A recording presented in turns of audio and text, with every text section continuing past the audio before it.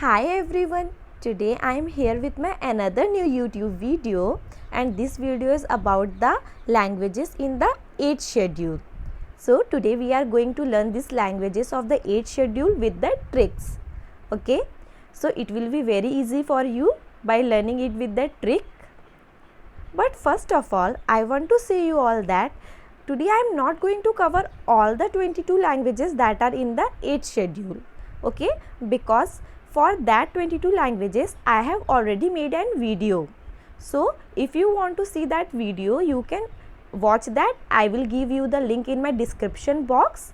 Today I am making this video specifically from the competitive point of view. So I am going to cover today only the 8 important languages that are very important from the competitive point of view. Okay, so if you want to see about all the languages, about all the 22 languages that are in the 8th schedule, you can watch my previous video. Okay, I will give you the link in my description box. But today we will cover the 8 important languages that are very important from the examination point of view. Okay, so without any further delay, let's start our today's topic, languages in the 8th schedule. I think I should speak in both Hindi and English so that it will be easy for everyone to understand it. Okay, the main purpose is that everyone can understand. Languages should not be the barrier. Okay, so I will try to make you understand in such a way that it will be easier to you to learn this. Okay, there are 22 languages in the 8th schedule now. Okay, but previously when the Indian Constitution was formed, then originally it included only 14 languages. Okay, then afterward 8 more languages was added in the 8th schedule. So we have to see what are that 8 languages that were added afterwards in the 8th schedule. Okay, so these are Sindhi, Nepali, Manipuri, Konkani, Bodo, Dogri, Maithili and Santhali. These are the languages that were added afterwards, but originally there were only 14 languages and now there are 22 languages at present. Okay, तो यहाँ पे क्या बोला जा रहा है कि जब इंडियन कॉन्स्टिट्यूशन बना था तब उस समय ओरिजिनली वहाँ पे 14 ही लैंग्वेजेस 8 शेड्यूल में ऐड किया गया था, पर अब प्रेजेंट में टोटली कितना लैंग्वेज है 8 शेड्यूल में? 22 लैंग्वेज है. ठीक है, 22 भाषाएं हैं इसमें, तो बीच में 8 और भाषाएं जोड़ी गई है 8 शेड्यूल में. ठीक है, तो वो कौन कौन सी भाषाएं हैं जिसे बाद में जोड़ा गया है? वो है सिंधी, नेपाली, मणिपुरी, कोंकणी, बोडो, डोगरी, मैथिली एंड संथाली. तो ये 8 भाषाएं हैं जिसे जोड़ा गया है बाद में 8वीं अनुसूची में, और शुरुआत में 14 ही भाषाएं को रखी गई थी, और अब जब ये 14 भाषा और 8 भाषा मिलके अभी प्रेजेंट में 22 भाषाएं हैं 8वें अनुसूची में. ठीक है, so how to learn this 8 languages. अब हम इसे याद कैसे करेंगे? तो बहुत इजी है, बहुत इजी सा ट्रिक है. तो इसमें बस ट्रिक बनाना है. जैसे आप सिंधी याद रख ले, बस Sindhi.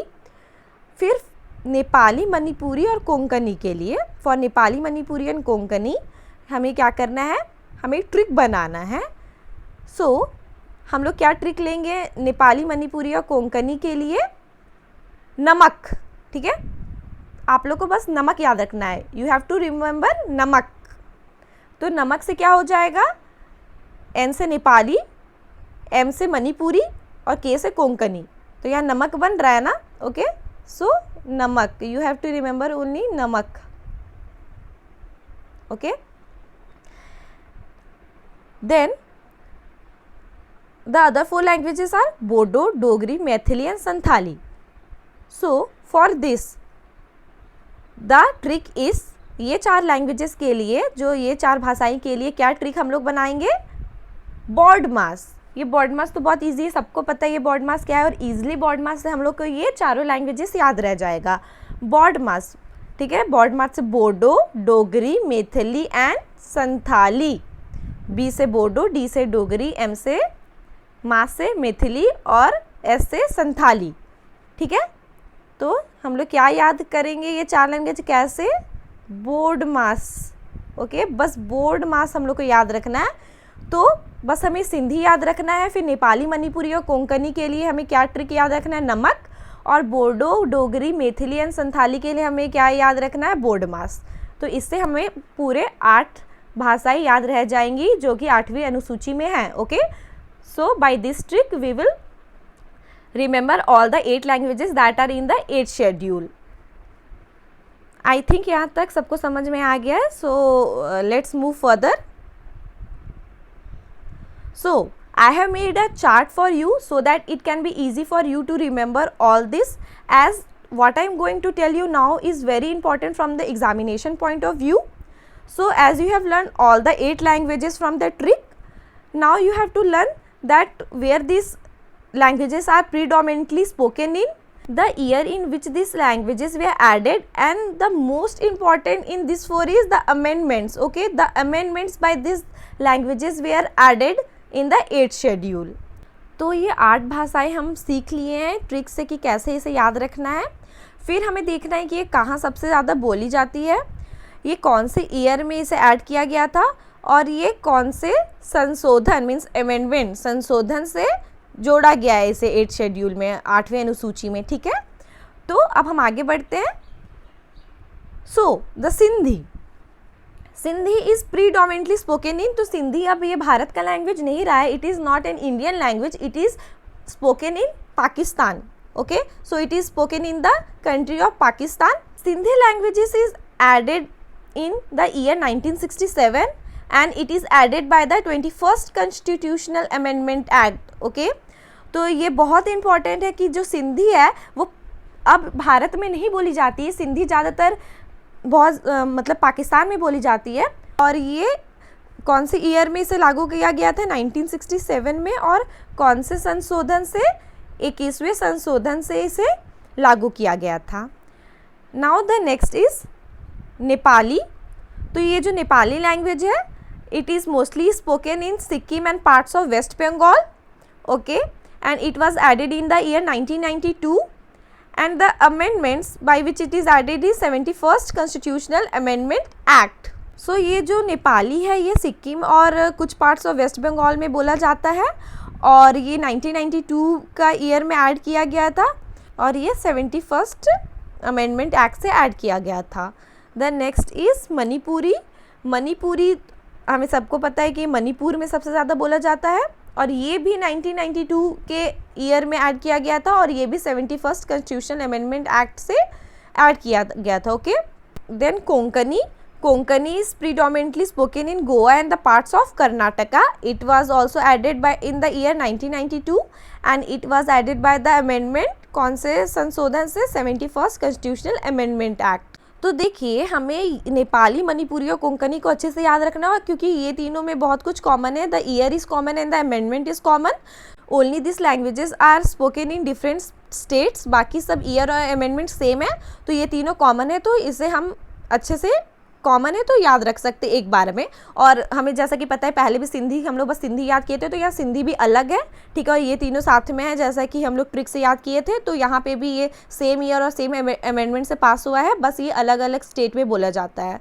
Okay, then the other 4, the Bodo, Dogri, Maithili, Santhali, जिसे हम बोर्ड मास से याद किए थे।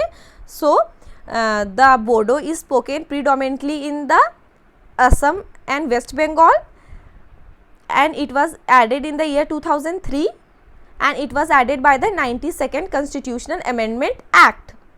ओके, सो जो बोडो है वो असम और वेस्ट बंगाल में बोला जाता है, और ये 2003 में ऐड किया गया था, और ये कौन से संशोधन से ऐड किया गया था, 92nd। Okay, the next is Dogri. The Dogri is predominantly spoken in Jammu and Kashmir and Himachal Pradesh. It was also added in the year 2003 and it was added by the 92nd Constitutional Amendment Act. Okay, तो ये जो डोगरी है जम्मू और कश्मीर में बोला जाता है और हिमाचल प्रदेश में भी बोला जाता है। ये 2003 में इसे ऐड किया गया था, और ये कौन से संशोधन से ऐड किया गया है, 92nd।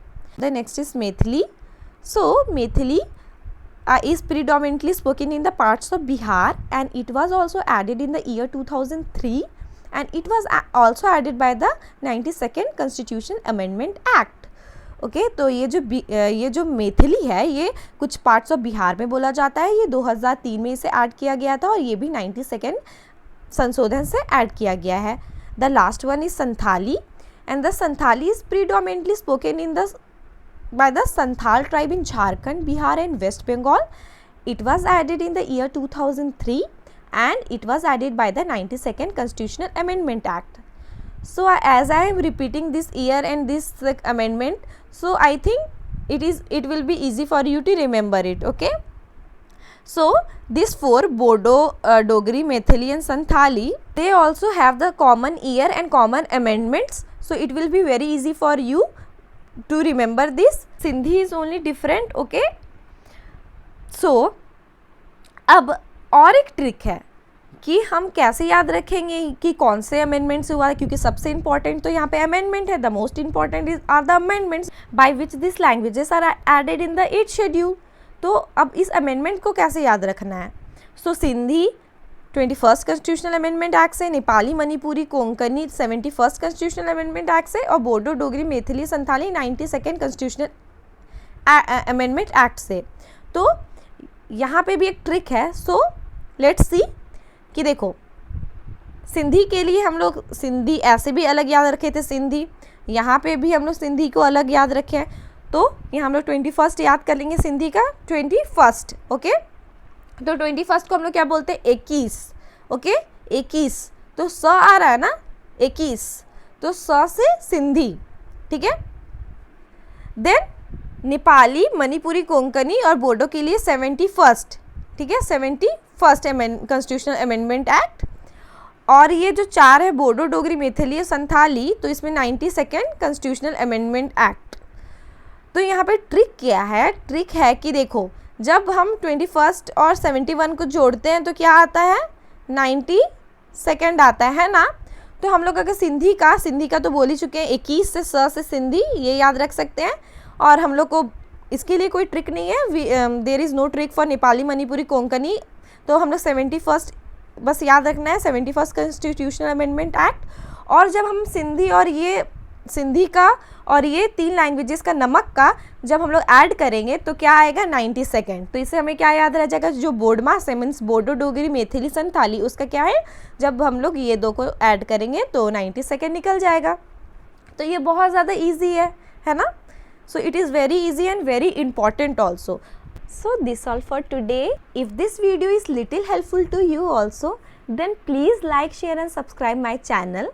It will take only few minutes to subscribe and like it. So please subscribe and like it fast. Okay. And you can also hit the bell icon as I am giving the most important content, okay, in this channel. So be connected to this channel and share this as much as you can. If you have any queries or you want to give some feedback, then you can comment below. We will meet in my next video. Till then, bye bye. Take care.